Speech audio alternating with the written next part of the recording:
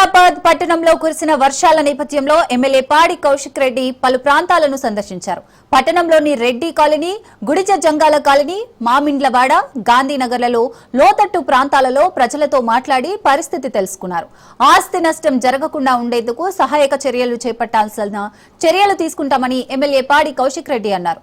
వర్షంతో ఇబ్బందులు ఎదుర్కొంటున్న ప్రజలకు ప్రభుత్వం నుంచి ఆదుకోవాలని ఆయన డిమాండ్ చేశారు. ఇక్కడి పరిస్థితిపై జిల్లా కలెక్టర్ మేమల సత్పత్తికి సమాచారం అందించామని అన్నారు.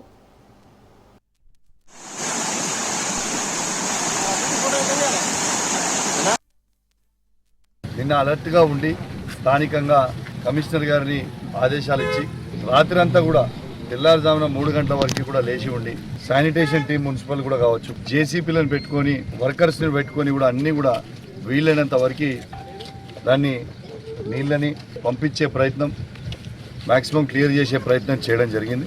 అందరం కలిసి కూడా ఇవాళ హుజరాబాద్ పట్టణంలో తిరగడం జరిగింది.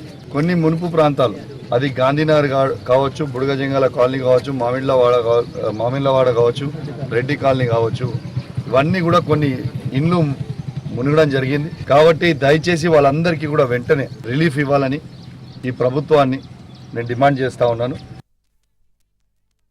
నిన్న అలర్ట్గా ఉండి స్థానికంగా కమిషనర్ గారిని ఆదేశాలు ఇచ్చి రాత్రి అంతా కూడా